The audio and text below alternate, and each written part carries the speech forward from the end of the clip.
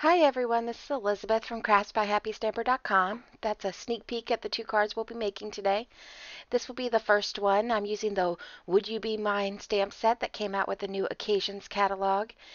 So I really like this new designer series paper. It comes from a matte stack called um, Adventure Bound, I believe.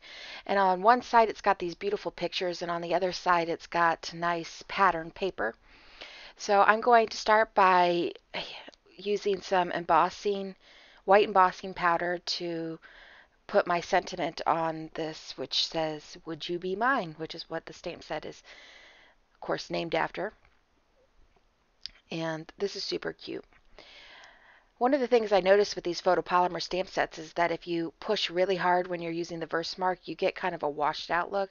It doesn't look so well, so good. So you have to be careful to do it nice and even but light. And now you can see I just sped this up. I'm stamping out a couple of these images from the stamp set in Memento ink so that I can cut them out and then color them. So this has this cute shirt stamp and I stamped it with cherry cobbler, and then I'm using my blendabilities to color in the rest of them. And you'll notice that a lot of times I just use one color for the whole thing. Like for his beard, I just use the medium crumb cake. But then I go back with my color lifter in order to add highlights into it. His beard and his eyebrows, which are really bushy. I used medium cherry cobbler for the hat, and once again I used the color lifter in order to add some highlights on it. And then I used the medium Night of Navy for his jeans, which I really like. You could see that the stamp I did with the shirt is really not very complete. So later I go back and stamp again over that. I, of course, use the flesh colored blendabilities for his skin. And now I am coloring one of the pieces of wood. I used the medium crumb cake and the dark crumb cake later, as well as the medium cherry cobbler in order to color in the heart. You can see I'm just blending them all together. Now I'm putting it together on Mossy Meadow cardstock, and I'm just making sure I like the positioning of everything before I start gluing things down here. So at first I thought I wanted to use two pieces, but I wasn't really sure exactly what I was going to do. So this is one of those wobblers that helps it shake, but it's a little too big for even our big man that we have here. So I'm cutting it down to make it fit, and that's okay. It's got stickiness already on the top and the bottom, so it's really easy to attach. Once you cut it down to the right size, and you can see it takes me a little trial and error in order to do that. Then you just have to take off the sticky, clear, bendable sticky part from the front and the bendable sticky part from the back to go down onto the cardstock.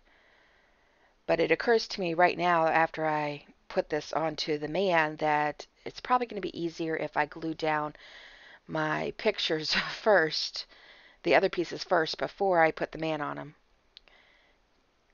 So that's what I'm figuring out. See, I'm like, oh, no, wait, let's not put the man on. So I'm going to put my background down onto the Mossy Meadow cardstock. And all these measurements are on my blog, so you don't need to worry about any of that from this video. You can just see how I put it together. It's actually kind of hard to see the Would You Be Mine at the top in this video, but it's much clearer in person. And you could see it better in some of the pictures I took at the end. I show at the end. So there we go. And now he moves. So at this point I realized that I still thought it looked a little plain, so I decided to add some little floating red hearts.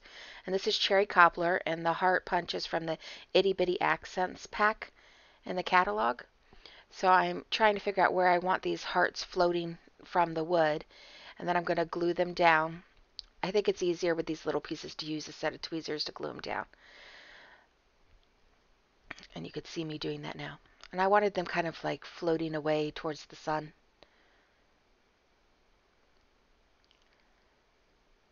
And then I'm one to always appreciate a little bit of shine, so I decided to add um, crystal effects to each of these hearts to make them shiny. So you could see me adding that now, and then I had to set it aside to dry for quite a while actually, because I put a thick coating. Now I am stamping the inside sentiment here, and I always do it upside down because it's easier for me to line it up. And it says, "We're meant to be together." And now this is some time has elapsed, but Crystal Effects has dried, and now I can put this on the inside of the card to complete it. And I'm just using my bone folder to get a nice crease there. I'm a little afraid of the Crystal Effects that it might not be 100% dry, so I'm trying to be extra careful there, but normally I wouldn't have to worry about that. And this is the finished card, and he shakes. I love that. I love that little extra wobble. I think it adds a lot to the card. So now I'm going to do one more card, and this one's actually really super fast because I already did all the coloring. But now I'm doing, once again, I'm heat embossing a white sentiment from this set, and it says "Timber, I have fallen for you" on it, which I think is a really cute sentiment. It's a little different. And once again, I'm stamping it upside down. I know I'm weird. I for some reason have a much easier time lining things up when I do them upside down. I'm just weird. I don't know why this appears to be super slow motion now as I'm adding the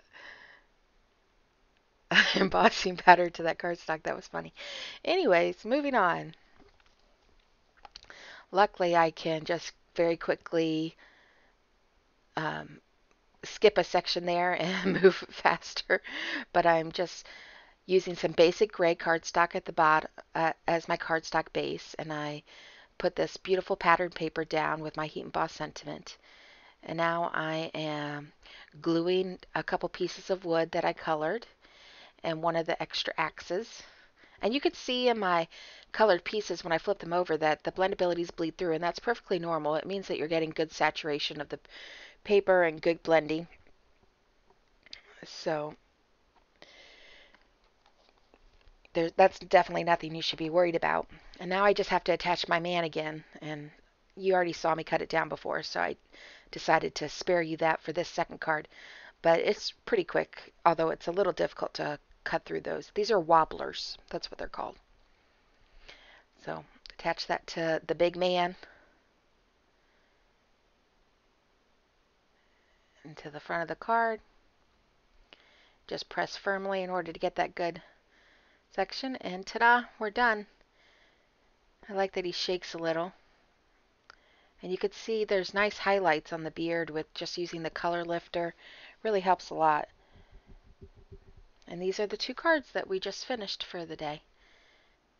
So thanks for joining me today. I hope you continue on to my blog at craftsbyhappystamper.com and click on the previous and the next links in order to check out other Team Stamp It blog hop members and some of their gorgeous projects.